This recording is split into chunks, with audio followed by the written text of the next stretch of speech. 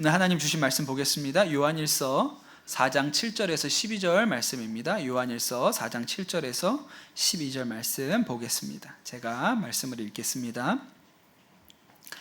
사랑하는 자들아, 우리가 서로 사랑하자. 사랑은 하나님께 속한 것이니 사랑하는 자마다 하나님으로부터 나서 하나님을 알고 사랑하지 아니하는 자는 하나님을 알지 못하나니 이는 하나님은 사랑이심이라. 하나님의 사랑이 우리에게 이렇게 나타난 바 되었으니 하나님이 자기의 독생자를 세상에 보내심은 그로 말미암아 우리를 살리려 하심이라. 사랑은 여기 있으니 우리가 하나님을 사랑한 것이 아니요 하나님이 우리를 사랑하사 우리 죄를 속하기 위하여 화목제물로 그 아들을 보내셨음이라. 사랑하는 자들아, 하나님이 이같이 우리를 사랑하셨은즉 우리도 서로 사랑하는 것이 마땅하도다. 어느 때나 하나님을 본 사람이 없으되 만일 우리가 서로 사랑하면 하나님이 우리 안에 거하시고 그의 사랑이 우리 안에 온전히 이루어지느니라. 아멘. 하나님의 말씀입니다. 제가 이번 주에 우연히 보게 된 유튜브 영상이 하나 있는데 그 채널 이름이 아주 인상적입니다. 채널 이름이 뭐냐면 살아있는 사람이에요. 좀 의미심장하지 않습니까? 살아있는 사람. 지금 26살인 그 젊은 자매죠. 청년이 7년째 집 밖으로 나가지 않고 있고, 잘 나가지 않습니다. 아예 안 나가는 건 아닌데 거의 안 나가고, 26살이 될 때까지 무슨 일을 해본 적도 없어요. 사실은 고등학교만 졸업하고 그냥 집안에서만 그렇게 있는 은둔형 외톨이의 삶을 살고 있는 거예요. 인생의 유일한 기쁨은 배달 음식을 시켜 먹는 것이기 때문에 체중도 많이 늘어났죠. 그래서 스스로를 쓰레기다, 나는 아무짝에도 쓸모없는 쓰레기 같은 인간이다, 그렇게 생각을 합니다. 그런데 유튜브를 시작을 한 거예요. 그 자기의 그 집에서만 살아가는 삶을 그냥 찍어가지고 보여주네요. 그것도 뭐 많이 찍는 것도 아니에요. 몇 편 안 찍었습니다. 그렇게 찍어가지고 자신의 이 비루한 삶의 모습을 올려요. 그런데 구독자가 무려 14,800명, 제 구독자의 3배입니다. 제가 진짜 이거 보면서 인생 헛살았다, 진짜. 야, 나는 죽어라고 해야 5,000명 간신히 모았는데 몇 편 올리지도 않았는데 구독자가 14,800명이라니. 하여튼 최대한 불쌍히 보였어야 되는데. 그래서 평생 돈을 벌어본 적이 없는 이 청년이 태어나서 처음으로 돈을 번 거예요. 유튜브 수익금이 입금이 된 거죠. 한 18만 원 정도 들어온 것 같아요. 저도 이거 받아봤거든요. 기쁩니다. 그런데 이 자매는 18만 원 들어왔는데 마치 1,000만 원 들어온 것처럼, 태어나서 내가 노력해서 뭔가를 돈을 받아본 최초의 사건이니까 1,000만 원 받은 것처럼 기쁘다고 그렇게 이야기를 하더라고요. 그런데 이 인생의 첫 수입으로 뭘 할까? 그걸 가지고 또 치킨 사 먹으면 안 되지 않습니까? 뭘 할까 이렇게 생각을 했는데, 그 첫 수입으로 엄마에게 선물을 사드려야겠다.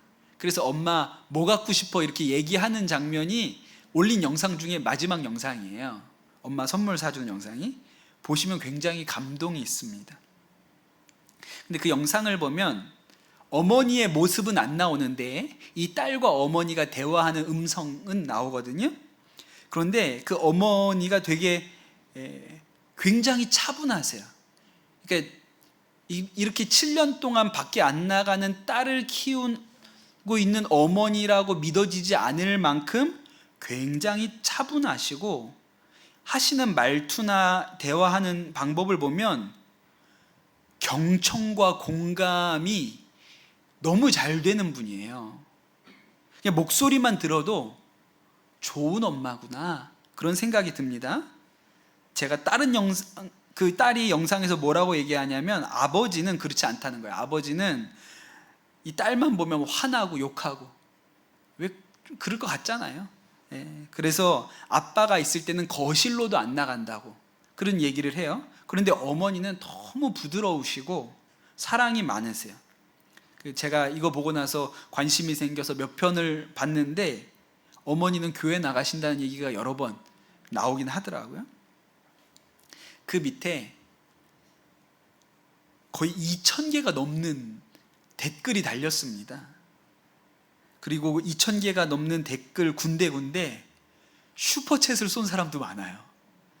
저는 하나도 못 받아봤거든요. 집까지 진짜 인생 헛살아가지고 하나도 못 받아봤는데 슈퍼챗을 쏜 사람도 되게 많습니다. 그런데 그 댓글 중에 어떤 말이 있냐면 참 다행이다, 엄마가 좋은 분이어서, 이런 댓글이 있어요. 근데 제가 굉장히 인상적이더라고요. 진짜 다행이다, 엄마가 좋은 분이어서. 그렇죠. 제가 이 영상이 왜 이렇게 마음에 남았냐면 우리에게, 저에게도 그렇고 우리 모든 성도님들에게도 그렇고 똑같은 것 같아요. 참 다행이다, 하나님이 사랑이 많으셔서. 그렇지 않습니까? 우리 하나님이 막 짜증이 되게 많고 화가 많고 하여튼 분노하고 이런 분이면 진짜 우리한테 좀 치명적이잖아요. 그런데 여러분 진짜 다행이지 않습니까? 하나님이 참 사랑이 많으세요. 요한은 이렇게 얘기하죠. 요한은 누가 진짜 예수 믿는 사람이냐, 딱 두 가지만 하면 두 가지가 채워져야 된다. 첫 번째가 죄를 이기느냐, 두 번째가 사랑이 있느냐, 이 두 가지가 채워져야 진짜 예수 믿는 사람이다, 이렇게 얘기하잖아요. 근데 여러분 이 말씀을 우리가 계속 요한 1서를 읽으면서 계속 듣고 있는데 여러분 이 말씀을 마음에 이렇게 받을 때마다 어떠십니까? 여러분 마음에 좀 부끄럽잖아요. 내가 죄를 온전히 이기나? 내가 사랑이 막 넘치나? 난 여전히 죄 가운데 있는 것 같고 사랑도 없는 것 같은데, 우리가 이 말씀이 내가 모자른 것 같다, 이런 생각이 들죠. 그런데 여러분 그럴 때 우리는 우리 자신을 볼 것이 아니라 하나님을 봐야 됩니다. 하나님이 어떠한 분인지를 봐야 돼요. 사랑 없는 내가 아니라 사랑이신 하나님을 봐야 됩니다. 오늘 말씀은 아주 분명하게도 하나님의 본질에 대해서 사랑이라고 이야기해요. 여러분 하나님은 정말 거대한 분입니다. 우리가 상상할 수 없죠. 마치 길 바닥에 걸어 다니고 있는 이 개미가 제 인생에 대해서 상상을 할 수 있겠습니까? 그런 것과 비교할 수 없을 정도로 우리의 생각에 비하면 하나님은 상상할 수 없이 큰 분이죠. 그러니 우리가 하나님을 온전히 아는 것은 실제로는 불가능한 거예요. 그냥 우리는 부분적으로 압니다. 하나님에 대해서 부분을 알아요. 마치 장님이 코끼리를 만지는 것처럼 그렇게 부분적으로 하나님을 이해하거든요.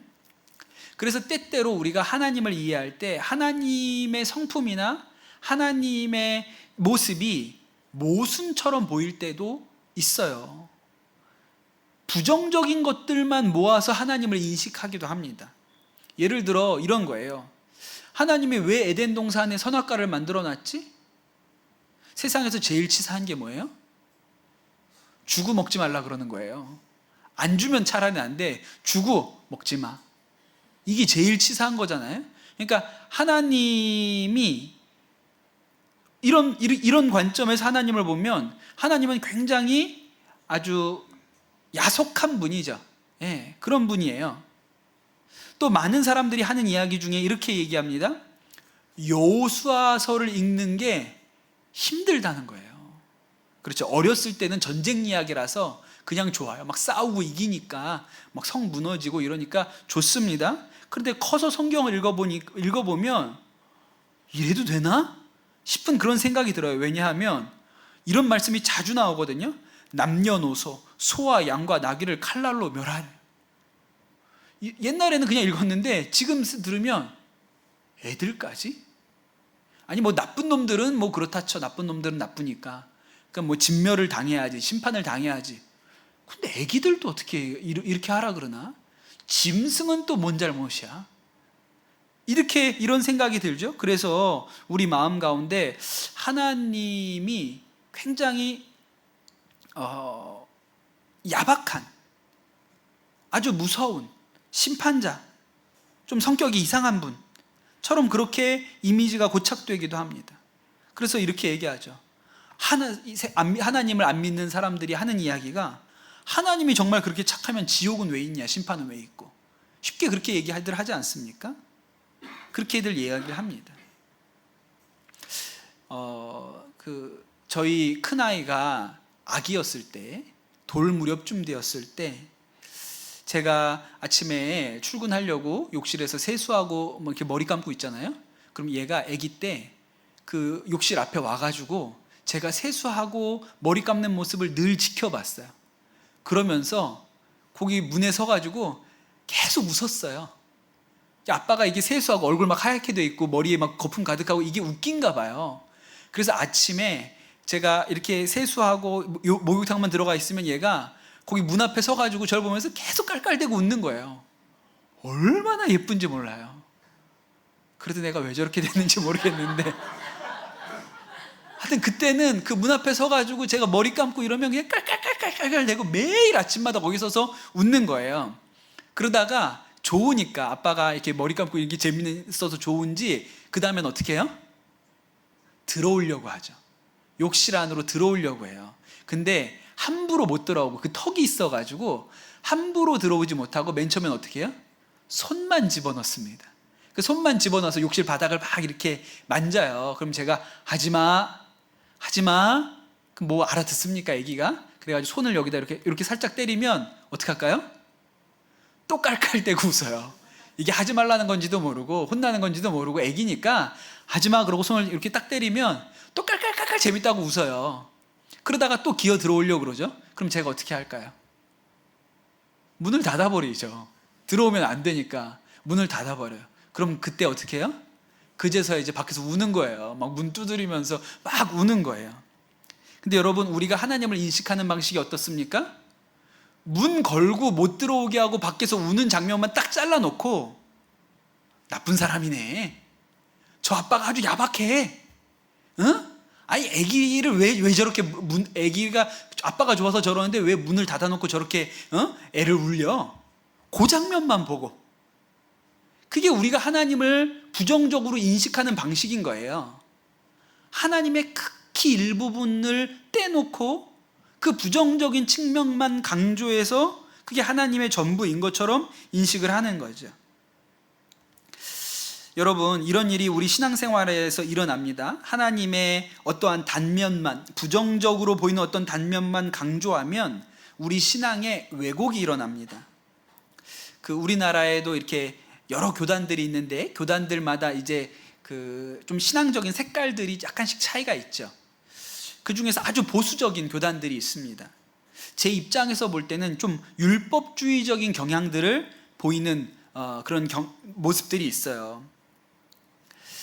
율법적이라는 말은 거룩하게 살고 싶은 열망은 있는데 사랑이 없으면 율법주의가 됩니다.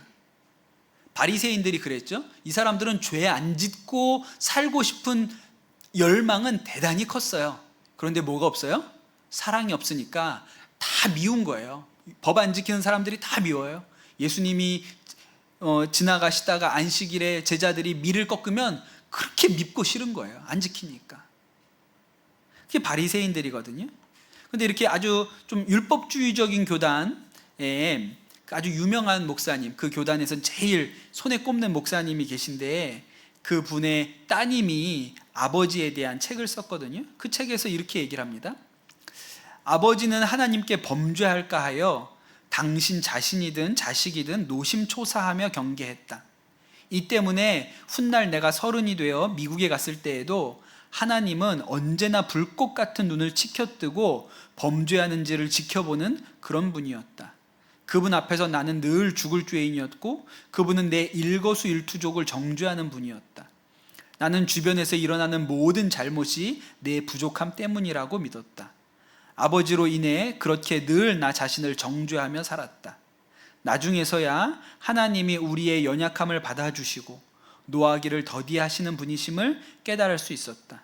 내가 이것을 깨닫기 전까지 나는 예수를 믿기 때문에 예수 믿지 않는 사람들보다 내가 더 불행하다고 생각했다.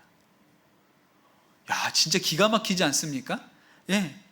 그러니까 정말 장님이 코끼리 만지듯이 하나님을 이해하고 나니까 예수 믿으면서 안 믿는 사람보다 내가 더 불행하다고 느끼는 거예요.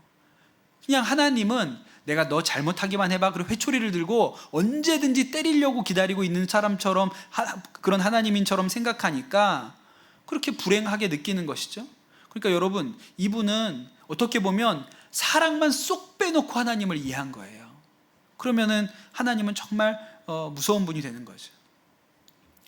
성경에 나오는 노아는 아주 무서운 시절에 살았던 사람입니다. 하나님께서 온 세상을 물로 다 심판하시는 것을 노아가 다 봤잖아요. 그러니까 여러분, 노아가 볼 때 하나님은 어떤 분이에요? 진짜 무서운 분인 거예요. 요새 비 내리는 정도가 아니고 온 세상이 잠길 정도로 하나님께서 비를 내리셨으니 노아에게 하나님이 얼마나 무섭고 두려운 분이고 또 그분이 심판하시는 분이시겠습니까? 그런데 성경이 노아에 대해서 뭐라고 기록하냐면 창세기 6장 8절에 보면 이런 구절이 있습니다. 노아는 하나님께 은혜를 입었더라, 이런 말씀이 있어요. 그런데 이 말씀을 그 유명한 성경이죠, 킹 제임스 버전에서는 뭐라고 번역하냐면 이렇게 번역을 해요. But Noah found grace in the eyes of the Lord, 이렇게 기록합니다. 하나님의 눈에서 노아는 은혜를 발견한 자이다, 이렇게 하는 거예요. 그러니 여러분, 이 홍수르 시대에 거의 모든 사람이 하나님은 진짜 무서운 하나님, 두려운 하나님, 심판해서 온 세상을 물로 멸하게 하시는 하나님이라고 생각해야 되는데, 노아는 그 비가 어마어마하게 내리는 그 시간에도 그 하나님 눈에 은혜를 보고 있었다는 사람이라는 거예요. 그러니까 노아는 하나님의 본질이 뭔지 알았어요. 하나님의 마음의 본질이 뭔지를 알고 있었던 사람이죠. 예레미야도 그렇습니다. 예레미야도 정말 험악한 시절을 살았던 사람이잖아요. 눈앞에 하나님께서 심판으로 이 남유다를 멸망시키는 것을 그가 다 봤어요. 예루살렘 성이 불타고 성전이 불에 타고 성벽이 다 회파되고 수많은 이 남유다의 백성들, 이 동족들이 바벨론의 포로로 끌려가는 것을 다 지켜본 사람이 예레미야입니다. 그러면 여러분, 예레미야가 볼 때 하나님은 어떤 분일까요? 무서운 분이죠. 심판하는 분이죠. 예레미야가 그렇게 생각을 했어요. 예레미야 애가 3장에 보면 이렇게 얘기합니다. 여호와의 분노의 매로 말미암아 고난당하는 자는 나로다. 나를 이끌어 어둠 안에서 걸어가게 하시고 빛 안에서 걸어가지 못하게 하셨으며 종일토록 손을 들어 자주자주 나를 치시는도다. 나의 살과 가죽이 쇠하게 하시며 나의 뼈들을 꺾으셨고 고통과 수고를 쌓아 나를 애우셨으며 나를 어둠 속에 살게 하시기를 죽은 지 오래된 자 같게 하셨도다. 이게 예레미야의 마음이거든요. 하나님은 때리는 하나님이에요. 하나님은 분노의 매를 때리는 분이십니다. 그런데 예레미야가 뭐라고 얘기하냐면 이것이 하나님의 본심이 아니다, 이렇게 얘기합니다. 33절에 예레미야 애가 33절에 보면 주께서 인생으로 고생하게 하시며 근심하게 하심은 본심이 아니로다, 그렇게 얘기해요. 하나님께서 때로는 회초리를 들기도 하고 매를 때리기도 하지만 진짜 마음은 그게 아니야. 노아가 봤던 것처럼 노아도 하나님이 화가 나서 홍수로 쓸어버리는 것 같지만 하나님 눈에는 눈물이 그렁그렁해. 본심은 사랑이야. 그렇게 예레미야도 생각했다는 것이죠. 요한이 아주 명확하게 그 하나님의 본심이 뭐냐? 사랑이라고 말합니다. 그렇죠. 하나님의 본심이 사랑이다. 여러분, 요한은 뭘 보고 하나님의 본심이 사랑이라고 말할까요? 요한이 이렇게 말합니다. 요한일서 4장 9절과 10절, 오늘 우리가 읽은 말씀에 이렇게 나옵니다. 하나님의 사랑이 우리에게 이렇게 나타낸 바 되었으니 하나님이 자기의 독생자를 세상에 보내심은 그로 말미암아 우리를 살리려 하심이라. 사랑은 여기 있으니 우리가 하나님을 사랑한 것이 아니요 하나님이 우리를 사랑하사 우리 죄를 속하기 위하여 화목제물로 그 아들을 보내셨음이라. 그렇게 얘기하십니다. 요한이 보니까 하나님께서 이 인간들을, 우리를 구원하시기 위해서 당신의 하나밖에 없는 외아들 예수님을 십자가에 매달아 죽이시고 그를 제물로 삼아서 구원해 주셨어요. 그 십자가가 하나님의 본심이라는 거예요. 그 십자가를 보니 하나님의 본심은, 하나님의 본질은 사랑이구나. 여러분, 요한은 그걸 눈으로 본 사람이거든요. 십자가에 매달린 예수님을 눈으로 본 사람이에요. 그래서 요한이 뭐라고 얘기하냐면 하나님의 본질은 사랑이야. 하나님의 진짜 마음은 사랑이야. 이렇게 얘기하는 것이죠. 여러분, 너무 다행이지 않습니까? 하나님의 본심이 사랑이라는 게 얼마나 다행이에요.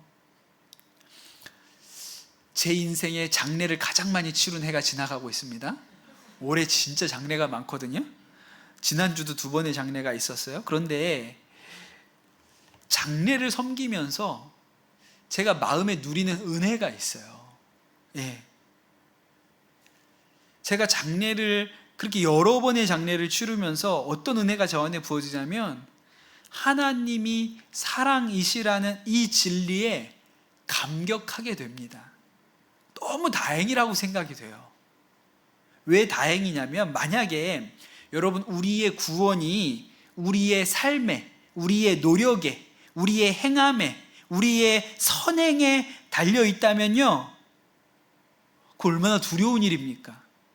제가 만약에 그렇다면 누구 장례식 예배 인도하러 가가지고 상주에게 체크리스트를 하나 드려야 돼요. 선행을 얼마나 했습니까? 또 뭐 11조를 했습니까? 주일 성수를 했습니까? 구제를 연중에 몇 번 했습니까? 뭐 이렇게 쭉 체크리스트를 줘서 체크해 보세요. 쭉 체크한 걸 보고 아유, 안 되겠네요. 이렇게 해야 그분이 그 장례에 가서 천국 갔습니다, 천국 못 갔습니다, 이렇게 할 수 있는 거예요. 그분이 어떻게 살았는지를 봐야 판단을 하니까요. 근데 대부분 제가 치룬 장례의 대부분은 어때요? 제가 몰라요, 그분이 어떻게 살았는지. 살아계실 때 뵌 적도 없어요. 처음 뵌 게 영정사진이에요. 그런데 제가 뭘 믿고 그분이 천국 갔다고 말합니까? 제가 뭘 믿고 그분이 천국 갔다 그래요? 그분 어떻게 살았는지 모르는데 어떻게 천국 갔다고 말하죠? 딱 하나, 예수님 믿었어요.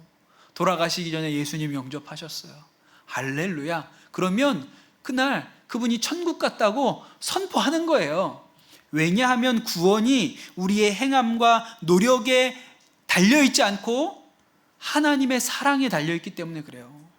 요한복음 3장 16절에 하나님이 세상을 이처럼 사랑하사 독생자를 주셨으니 그를 믿는 자마다 멸망치 않고 영생을 얻게 하신다 그랬지 않습니까? 그러니 영생이 우리의 행함이나 노력이나 선행에 달려있지 않고 하나님의 사랑에 달려있는 거예요. 그러니까 제가 장례에 가서 어떻게 이분이 천국 갔습니다, 여러분 나중에 다 만나게 될 거예요, 너무 슬퍼하지 마세요, 뭐 어떻게 얘기합니까? 제가 그분이 살아있는 동안 본 적도 없는데요. 오직 하나님의 사랑의 근거에서 우리의 천국 가는 일이 그의 행함에 달려있지 않고 오직 하나님의 사랑에 달려있기 때문에 그분이 살아서 예수님을 영접했다고만 말하면, 믿었다고만 하면 천국 갔습니다, 나중에 우리가 천국 가서 함께 만나게 될 것입니다 라고 말할 수 있는 거죠. 너무 다행이지 않습니까? 저는 너무 다행이라고 생각해요. 목사로서 죄송합니다, 제가 오늘 장례는 인도를 못하겠네요, 이러지 않잖아요. 그냥 예수 믿었다고만 하면 천국 가셨군요, 할렐루야, 이렇게 설교할 수 있으니까요. 여러분, 하나님의 본심이, 하나님의 본질이 사랑이라는 것이 우리에게 얼마나 다행스러운 일인지 몰라요. 그리고 또 놀라운 말씀은 이렇습니다. 10절에 보면 이렇게 나오죠. 사랑은 여기 있으니 우리가 하나님을 사랑한 것이 아니요 하나님이 우리를 사랑하사. 우리가 하나님을 사랑한 게 아니고요, 하나님이 우리를 사랑하셨죠. 하나님이 먼저 사랑하신 거예요. 우리가 사랑받을 자격이 있어서 하나님이 우리를 사랑하셨습니까? 아니에요. 성경이 뭐라고 얘기합니까? 우리가 아직 죄인 되었을 때 그리스도께서 우리를 위하여 죽으심으로 우리에 대한 자기의 사랑을 확증하셨다. 그러셨거든요. 제가 오늘 설교 준비하면서 우리 아들이 아기 때 생각이 조금 났거든요. 왜냐하면 요새는 좀채로 사랑스럽지 않기 때문에 옛날 생각이 났는데, 그 아기 어렸을 때 잠 잘 안 자고 그러면 이렇게 안고 재우잖아요. 어떤 날 제가 새벽기도 끝나고 이렇게 들어갔는데 애가 막 일어나 있어요. 그러면 이제 또 조금 더 재우려고 이렇게 안아가지고 이렇게 흔들어주면 또 자죠. 근데 이렇게 보다가 어떤 날은 울컥할 때가 있어요. 마음이, 아기를 보고 마음이 울컥할 때가 있는데, 뭐 아기가 사랑스럽고 예뻐서 울컥하는 게 아니고 하나님이 나를 그렇게 보고 있는 것 같은 게 믿어져서 울컥할 때가 있어요. 그때 제 품에 안겨 있었던 저희 아들은요, 자기가 사랑받는 걸 몰라요. 제 품에 안겨서 제가 흔들고 있지만 얘는 자기가 사랑받고 있다는 걸 몰라요. 그런데 사랑받고 있잖아요. 제 품에 이렇게 있어요. 그런데 하나님이 우리를 사랑하시는 게 그렇죠. 우리가 하나님을 먼저 사랑한 게 아니고 하나님이 먼저 우리를 품에 이렇게 안으시고 사랑스러워서 이렇게 흔들고 계셨어요. 네, 그 하나님의 사랑이 이렇게 마음 가운데 부어져서 감동이 있죠. 아, 내가 사랑받는 사람이구나. 그런 감동이 있어요. 우리가 아직 죄인 되었을 때, 하나님의 사랑을 알지 못하였을 때조차도 하나님께서는 우리를 위하여 예수 그리스도를 보내심으로 당신의 사랑을 확증해 주셨습니다. 그렇게 우리를 사랑하셨어요. 요한 1서는 우리가 정말 하나님을 믿는 사람이라면 죄에서 이겨야 된다, 또 사랑해야 된다, 이렇게 얘기하잖아요. 여러분, 반복되는 죄, 잘 끊어지지 않는 죄, 왜 그런 일들이 일어납니까? 우리 마음에 빈 자리가 있기 때문에 그런 일이 일어납니다. 사람의 마음에 거대한 구멍이 있다고 하잖아요. 사람들이 그 마음에 큰 구멍을 메꿔보려고 그 구멍 안에다가 이것저것 집어넣어 봅니다. 거기에다가 어떤 사람들은 술을 부어보기도 하고, 또 요새 애들은 거기에다 게임을 부어 넣어 보기도 하고, 어떤 분들은 쇼핑을 막 하면 그 구멍이 메꿔질 것 같아가지고 막 쇼핑을 하기도 해요. 또 사람들과의 만남을 가지고 이렇게 그 마음에 큰 구멍을 메꾸어 보려고도 합니다. 그래서 만나서 웃고 떠들고 재미있을 때는 마음에 이렇게 기쁨이 왔다가 혼자 돼서 집에 돌아가는 길에는 그렇게 쓸쓸하고 외로움을 느끼기도 해요. 그런 일이 계속 반복되죠. 근데 여러분, 이 마음에 큰 구멍이 충족이 됩니까? 안 됩니까? 채워집니까? 안 채워집니까? 안 채워져요. 여러분, 충족이 되면 멈춰야 되거든요. 밥을 많이 먹어서 배가 빵빵하게 불러오면 멈춰야 돼요. 이제 더 이상 못 먹겠다, 그래야 돼요. 그런데 여러분, 계속 술을 먹고 게임을 하고 쇼핑을 하고 사람을 만나도 계속 목이 마릅니다. 왜요? 충족이 안 되거든요. 그래서 중독이 되는 거예요. 그게 죄의 패턴이고 잘 이겨내지 못하는 죄죠. 그럼 여러분, 이러한 죄는 우리가 어떻게 이길 수 있습니까? 그 오래된 한국 영화 중에 달마야 놀자라는 영화가 있습니다. 스님 나오는 영화인데, 이런 얘기죠. 절에 조폭들이 이렇게 찾아와요. 그 조폭들이 좀 절에서 자기들이 머물려고 하는데, 그 절에서 생활하는 젊은 스님들은 말도 안 되는 거예요. 절에 조폭들이 와 있다는 게. 그 주지 스님은 이 조폭들을 받아주고 싶어요. 근데 젊은 스님들이 반대를 합니다. 그래가지고 여기다가 내기를 하는데, 조폭들하고 젊은 스님들하고 게임을 해서 이긴 사람들 말을 듣겠다. 젊은 스님들이 이기면 조폭들을 내보내고, 조폭이 이기면 여기 머물게 하겠다, 그런 조건을 걸고 게임을 시키죠. 여러 가지 게임을 하는데 제일 마지막 게임에 메시지가 있어요. 마지막 게임은 뭐냐면 항아리에다가 물을 부으라는 겁니다. 그래서 항아리에다 물 붓는 게 뭐가 어렵습니까? 예수님 같으면 물을 포도주라고 바꿔보라고 했는데 포도주로 바꾸라는 건 안 하고 그냥 물만 채우면 된다니까 뭐가 어렵겠어요? 그런데 문제는 밑이 없어요. 밑에가 깨진 항아리, 바닥이 깨져서 없는 항아리를 채우라는 거예요. 그래서 스님팀과 조폭팀이 가가지고 물을 떠다가 막 붓잖아요. 채워집니까? 안 채워집니까? 안 채워져요. 정해진 시간은 똑딱똑딱 가고 둘 다 이 항아리를 채울 방법이 없어요. 그때 조폭 두목이 어떻게 합니까? 그 밑이 깨진 항아리를 들고 연못으로 가서 연못에 던져버리죠. 그랬더니 항아리가 가득 채워졌어요. 그래서 조폭들이 남았잖아요.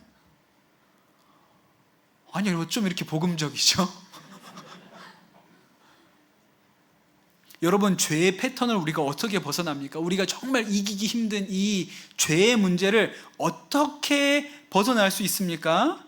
그 영혼의 구멍을 뭘로 메울 수 있어요? 하나님의 사랑에 그 밑빠진 독을 던져야죠. 하나님의 한량없는 그 은혜와 사랑의 바다에 우리의 이 밑빠진 마음을 던져야 되는 거예요. 그래야 채워지죠. 그래야 우리가 죄를 이길 수 있어요. 그럼 여러분, 죄를 이기는 것도 하나님이 사랑이라는 것을 우리가 깊이 받아들여야 됩니다. 그래야 죄를 이겨요.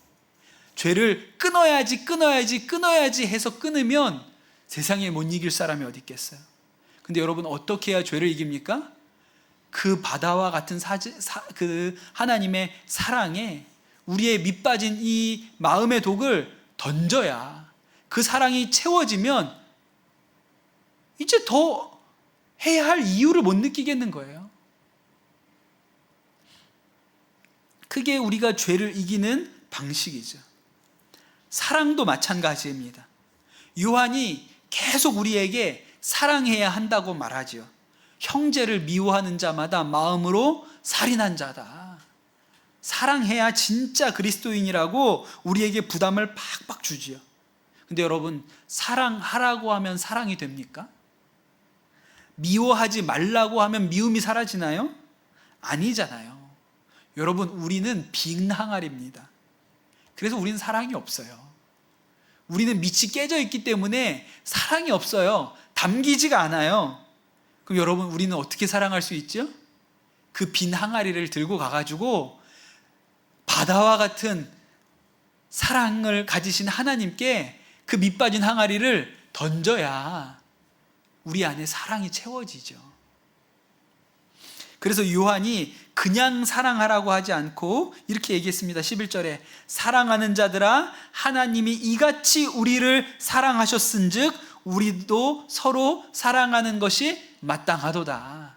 그냥 사랑하라고 말하지 않고 하나님이 우리를 사랑하신 것 같이 사랑하셨으니까, 그 사랑에 우리의 이 깨진 독이 들어갔으니까 너희도 서로 사랑하는 것이 당연하다. 그렇게 이야기를 합니다. 여러분, 성경에 나오는 제일 대표적인 용서의 사람이 누구예요? 요셉이잖아요. 요셉. 그렇죠. 자신을 팔아버린 형들을 다 용서하죠. 그리고 그 형들을 다 이집트에 내려오라 그래서 먹여 살려요. 근데 여러분, 요셉은 예수님을 모릅니다. 그렇죠. 예수님은 훨씬 뒤에 오시니까. 그런데 여러분, 요셉이 예수님은 몰라도 은혜가 무엇인 줄은 알아요. 여러분, 결심한다고 용서가 되는 것이 아니고 은혜가 있어야 용서가 되는 것입니다.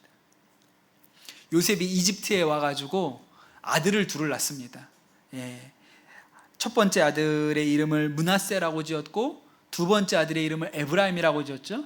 므낫세라는 이 아들의 이름은 잊어버렸다. 내가 이집트에 내려와서 고생하고 힘들었던 모든 것들을 다 잊어버렸다. 그게 므낫세고, 에브라임은 근데 넘치도록 받았다. 너무 많이 받았다. 이게 에브라임이잖아요. 요셉이 형들 때문에 고생을 많이 했죠. 힘들었어요. 종살이도 했고 감옥에도 갇혔습니다. 그런데 하나님이 그 요셉을 감옥에서 꺼내 주셨을 뿐만 아니라 이집트의 총리로 세우셨어요. 여러분, 고생한다고 다 이집트 총리 되는 거 아닙니다. 고생한다고 다 이집트 총리 됩니까? 그런 거 아니에요. 요셉이 무슨 공무원 시험을 그 감옥에 있는 동안 공무원 시험 준비해가지고 구급 공무원부터 차근차근 올라가서 총리까지 올라간 게 아니에요. 그가 아무리 고생했던들 어떻게 총리가 됩니까? 하나님의 주권, 은혜, 사랑으로 총리가 된 거예요. 요셉한테는 어때요? 자신의 인생을 생각해보면 은혜가 넘쳐요. 은혜가 넘쳐요. 야, 하나님이 날 왜 총리로 만들었지? 나중에 형님들이 딱 내려온 걸 보니까 이래서 나를 총리 세우셨구나, 이래서 나를 풍성하게 하셨구나 깨달아지는 거죠. 그러니 여러분, 요셉의 인생에는 하나님의 거대한 사랑의 우물이 있기 때문에 용서가 된 거예요. 그냥 그가 좋은 사람이라서 용서하는 사람이 된 게 아니고 그의 인생에 측량할 수 없는 하나님의 거대한 사랑의 항아리가 있었기 때문에 그가 용서의 사람이 될 수 있었던 것이지. 그 코리텐붐이라는 유명한 분이 계세요. 1892년에 네덜란드에서 태어난 분입니다. 이분이 결혼도 안 하고 언니와 함께 평생도록 네덜란드에 있는 어떤 시계점에서 시계를 팔고 고치는 일을 했던 분인데, 그러면서 평신도로서 그 동네 사람들을 모아가지고 성경 공부도 같이 하고 이렇게 하던 아주 신실한 신앙인이었어요. 그러다가 2차 세계대전이 터졌습니다. 그때 벌써 이 코리텐붐 여사 또 언니 나이가 50대였어요. 근데 이들이 아주 신실한 그리스도인이었기 때문에 유대인들을 자기 집에 다 숨겨줍니다. 나중에 그것이 이제 이 네덜란드가 나치에게 점령이 되고 발각이 되죠. 그래서 이 가족이 전부가 강제 수용소로 끌려가게 돼요. 아버지는 벌써 그때 너무 연로하셨기 때문에 끌려가자마자 돌아가세요. 그리고 이 코리텐붐 여사와 언니도 이 수용소에 가가지고 정말 말할 수 없이 처참한 그런 생활을 하게 됩니다. 그러면서도 그 수용소 안에서 사람들에게 복음을 전하고 성경을 읽어주고 위로하고 그런 진짜 믿음의 사람이었거든요. 그러다가 전쟁이 끝나기 전에 언니는 수용소에서 죽습니다. 전쟁이 끝나고 나서 하나님께서 이 코리텐붐 여사를 말씀의 통로로 쓰기 시작하세요. 그가 수용소에서 겪었던 일들에 대해서 사람들 앞에서 간증하면 큰 회개의 역사들, 성령의 역사들이 일어나기 시작합니다. 그러다가 하나님께서 이 코리텐붐 여사에게 강력하게 부어주셨던 마음이 뭐냐면 독일에 가서 독일 사람들에게 용서의 메시지를 전하라. 너무 힘들었다 그래요. 제가 독일에 가서 이 사람들한테 그걸 할 수 있을까요? 근데 순종을 합니다. 그리고 독일에 가서 말씀 사역을 하던 중에 수용소에 있을 때 가장 악독했던 간수를 만나요. 그런데 성령께서 이 코리텐붐 여사에게 그를 용서하라고 말씀하시죠. 여기까지 하고 코리텐붐 여사의 목소리로 그 얘기를 한번 들어봅시다. 영상을 하나 보여드릴게요.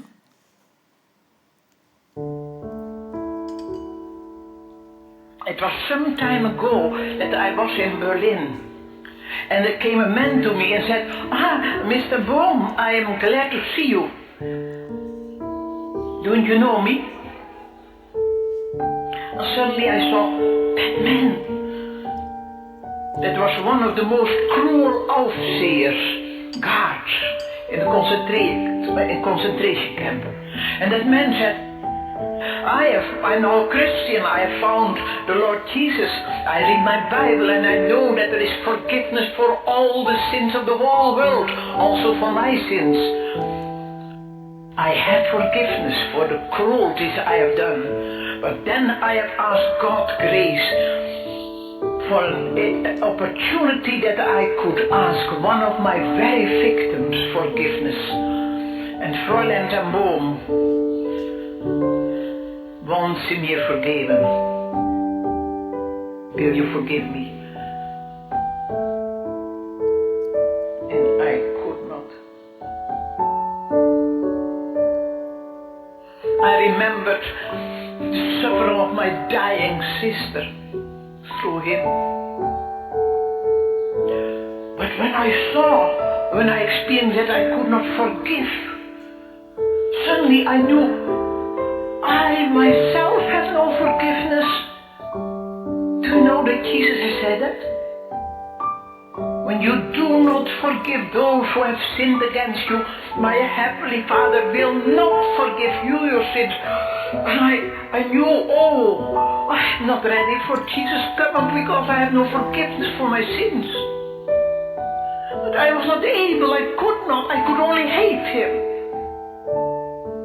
And then I took one of these beautiful texts one of these boundless resources, Romans 5:5.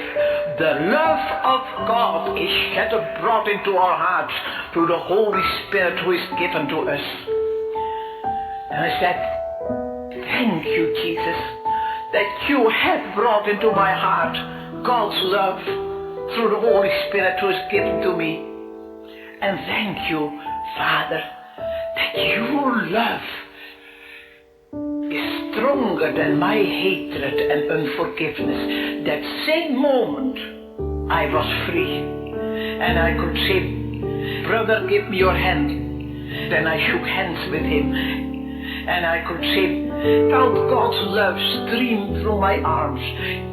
You never touch so the ocean of God's love as that you forgive your enemies.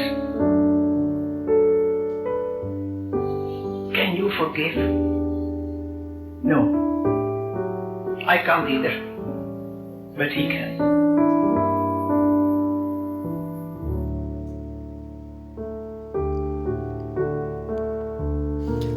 네, 코리텐 붐 여사의 목소리로 그의 간증을 들었습니다. 여러분, 이 말씀, 우리에게 주신 성령으로 말미암아 하나님의 사랑이 우리 마음에 부은 바 됨이니. 그래서 사랑할 수 있는 거예요. 우리 마음에 성령님께서 사랑을 부어 주셨기 때문에 용서가 되는 것입니다. 사랑이 되는 것이죠. 제가 이번 한 주간 이 말씀 붙들고 말씀 준비하고 묵상하다 보니까 그런 생각이 드는 거예요. 목회가 뭔가 사랑하는 게 목회지, 교회를 부흥시키는 게 목회가 아니고, 사람들을 많이 모으는 게 목회가 아니고, 설교를 잘하는 게 목회가 아니고, 사랑하는 게 목회구나. 예, 우리가 사랑이신 하나님, 본질이, 그 본체가 사랑이신 하나님을 묵상하면, 깊이 생각하면, 우리 마음 가운데 채우면 사랑의 마음이 일어나죠. 용서도 일어납니다. 그래서 하나님은 사랑이세요. 하나님이 사랑이시기 때문에 우리도 사랑할 수 있게 됩니다. 여러분, 오늘 이 말씀이 여러분 안에 사랑을 불러일으키는 은혜가 있게 되기를 축복합니다. 얼마나 다행입니까? 하나님이 사랑이신 것이. 우리 같이 찬양하고 기도하도록 하겠습니다.